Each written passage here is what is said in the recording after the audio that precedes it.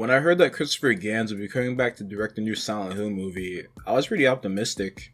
I enjoyed the first Silent Hill movie for what it was, a take on Silent Hill that loosely follows the original game. I think that Gans actually did a pretty good job at translating Silent Hill 1 into a movie. Of course, there's always going to be things that are going to be changed in a video game movie for better or for worse, like James' monsters being the first and second movies. I'm gonna get ya, yeah, I'm gonna get ya.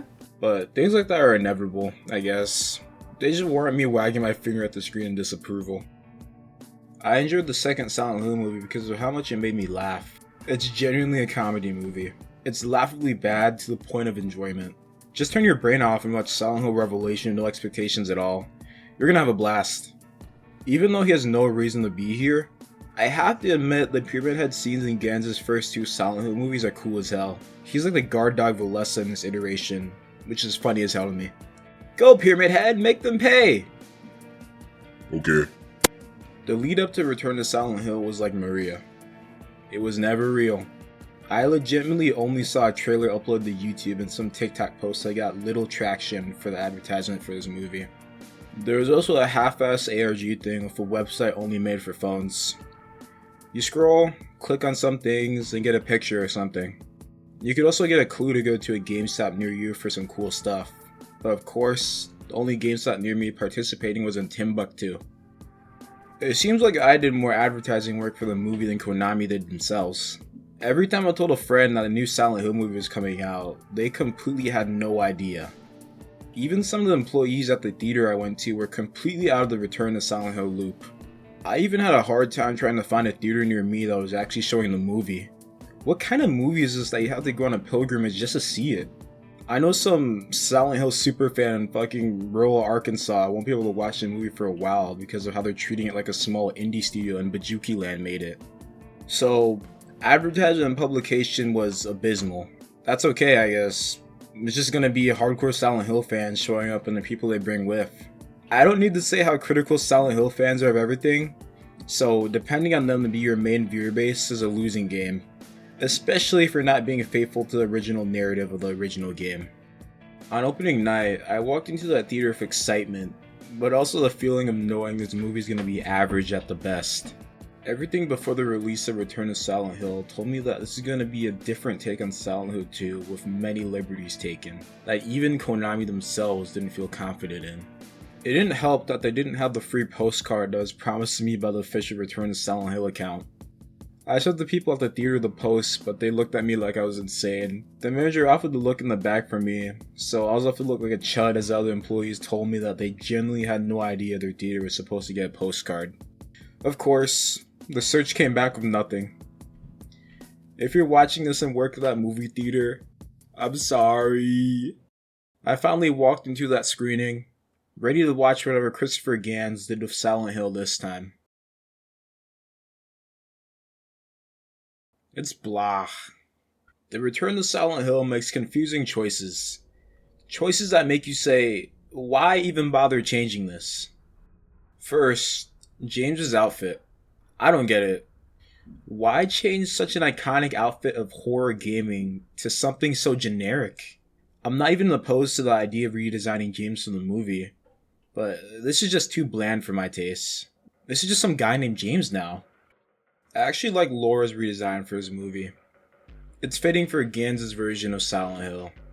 She looks like a sickly Victorian child, which fits for a new change in the story, which I'm going to talk about later. The other standards of Silent Hill look pretty boring on the other hand. Eddie and Angela have been transformed into your average citizens of Detroit. Nothing really to write home about. Oddly, Maria's left untouched in her 2001 outfit. I have no idea if this was intentional or not, but she sticks out like a sore thumb even more than she did in the original game. What Gans does with these characters in the movie is just as puzzling. Okay, so, big reveal at the end of the movie, right? Angela, Laura, and Mary are all the same person. I think that most people expected this to be a part of the story, because the casting and all that. But I wasn't expecting Gans to just completely bank in on it like it was some big twist that nobody's expecting. Angela and Laura are reduced to a cheap reveal that's almost funny. During the segment in the Lakeview Hotel, Laura reminds James of Mary's headstone. Mary, Laura, and Angela are all on her headstone. Why does she have so many names on a headstone? Why doesn't anyone call Mary by these names anywhere else in the movie? It's either that or Mary somehow has like 2 middle names. I can't decide if Angela or Eddie got the short end of the stick. It's probably Eddie. He's not even a main character in this movie. He shows up for some scenes in the apartment section and just dips. Like, he's gone for the rest of the movie. He doesn't even really sound guilty or anything to be in Silent Hill. He's just another one of the inhabitants of Silent Hill that lives there. Sidetrack, but if you didn't know this, in the Silent Hill cinematic universe, yes, the SHCU, everyone in town was transported to the fog world when Alessa's power awakened. So, they're just people living in the fog world. He also is contaminated by the new Silent Hill illness that Gans made for this movie. It isn't really explored or used in a good way, it's just there. This change in the purpose of the characters is just too much for me. Angela, Laura, and Eddie all work as reflections of parts of James that he doesn't want to think about. Without this, they feel pretty flat. Angela's guilt, struggle to forgive herself, and death are integral to the story and resolution of Silent Hill 2. Without this, a part of James is left in the dark. I think that's what my major issue is with this movie. James's character progression feels sudden and unnatural because he doesn't have Angela and Eddie supporting it. What replaces the character-driven narrative of Silent Hill 2 is a cult. Not even the Order, it's just a cult that Mary's dad was the boss of. He continuously poisoned her for each ritual because... cult stuff! This is nonsensical even for me, the Silent Hill 1 guy. Was Gans afraid of using the Order again? The Order coming back would have made more sense than a random cult that poisons what they worship. This is how Mary gets her illness in the movie, and I find it super stupid. I was expecting anything other than the not a game about a cult game to be made about a cult. It might even be antithetical to make a story about something so human as guilt, crime, passion, and punishment about a cult. So yeah, those who enjoy Silent Hill 2 because of its more grounded story are going to be disappointed. Speaking of disappointed, Pyramid Head. He's here and shows up like 2 times. I'm not kidding, but I wish I was. You finally get the chance to use Pyramid Head when he makes sense to be in the movie, and barely use him at all. What is with the sudden show of restraint? Pyramid Head also speaks. Kind of. More like grunting and screaming. He's more pissed off and angry in this iteration, breaking down doors and iron bars just to get to James in the apartment section. It is a drastic change of how Pyramid Head was depicted previously in the same place, being a silent, watching thing that appears when you least expect it. A mute executioner that acts in mysterious and eerie ways. Even in the movies before, Pyramid Head was totally silent and acted relatively how you'd expect him to. Here he's fucking pissed, and everyone can see him. I also have no idea how he ties into Gans' cinematic Silent Hill universe. In the movies before, Pyramid Head was just another monster of Alessa's nightmare that is also her guardian.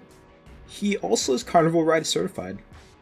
In the Return to Silent Hill, it's shown that James thought of the idea of Pyramid Head during a fit of self-loathing rage. So, was the Pyramid Head in all the movies before a fake? Or are there 2 Pyramid Heads created by the projections of 2 different people? Or is Pyramid Head just like some monster of Silent Hill that can be manifested by everybody? It's also alluded to by Eddie that Pyramid Head had been lurking around town long before James visited. So, I guess this is Alessa's version of Pyramid Head? I really don't know. After the apartment section, there's this funny scene where James realizes Maria isn't real and makes Pyramid Head impale her. The whole time she's getting turned into a shish kebab, James has his hands over his ears like, "Nah nah nah, I can't hear you, nah nah nah." I don't know what Gans' obsession of making Pyramid Head a guard dog is about, but it feels the worst here. James wants Maria to be killed, which completely destroys another character's purpose in the story once again. They're really on the nose about Pyramid Head being James too. In the same apartment section before, there's a shot that zooms directly into Pyramid Head's helmet and reveals that it's James inside. Among other things, I don't even think it makes sense to reveal it so early in the movie. If you haven't played the game, you're going to be confused at why James is hunting himself down when those themes of self-hatred haven't really developed yet. The Silent Hill movie timeline is also messy to think about. James has a modern smartphone, and there are flashbacks to Silent Hill that take place at least in 2017. This means that the return to Silent Hill takes place after both movies. In the flashbacks, James is shown to have lived with Mary in Silent Hill for a while. So, people just live there after the whole coal fire thing? In the first and second movie, the real Silent Hill is an abandoned ghost town. The coal fire is still confirmed to be burning in the Return to Silent Hill 2. There's still ash falling from the sky, and you can even see a shot of the coal fire later in the movie. There's a whole ton of little confusing details like this that are more of a job for CinemaSins to take care of, so I'm gonna move on. I feel like all these choices were due to Gans wanting to do his own take on Silent Hill 2, while also adhering to the limit of the runtime. So, a lot of things feel messy and shoehorned in for the sake of brevity and being different. It makes you realize that most bad game movies suffer from the same issue. I can't imagine how hard it was to even attempt to squeeze the events, intricate themes, characters, and locations into an hour and 40-minute runtime. Some things had to be cut, and some things had to be written in to compensate for it. The subtle move from video game movies to video game shows as of recent makes a whole lot more sense now. A show allows for more flexibility and the ability to pace the experience more like how the original game was paced. I really like The Last of Us show for that reason. Honestly, a Silent Hill 2 adaptation would fare way better as a show than a movie. All the moving parts in the game would have time to be focused on as James goes through his silent heaven. From a business standpoint, this seems like the better option too. If Konami's reason for underfunding this movie was his fear of not getting a profitable return, it should have been a show because shows are cheaper to make than movies. It would also allow for a bigger viewer base, and remove spending money on getting theaters to pick up the movie. But this is just wishful thinking. I'm just a Silent Hill chub that knows nothing about the inner workings of corporations or the movie business. Something I do like from this movie is that it combines two of the endings from SH2. Leave and End Water happen, with the loop theory linking them both together. A good handful of the songs from the games are here, like Waiting For You from Silent Hill 4, and even the Kaufman Therapy ambience from Shattered Memories. The visuals and special effects are pretty cool. The scares are also good too. Still, nothing will reach how good the first movie looked though. And that's where my positives end. Everything in the movie was something that shouldn't have been changed or something that the game did better. It's Silent Hill 2 but pre-chewed for you to sit and watch for an hour. The movie steps on the toes of the original and cuts a lot of what made it special, but it functions as a movie about Silent Hill 2, I guess. It's a movie about guilt, and that's where similarities end. It's not even laughably bad like Revelation, it's just bad. Wait until it comes out on Tubi because you're gonna be disappointed you even spent money on watching it. Good night, dudes.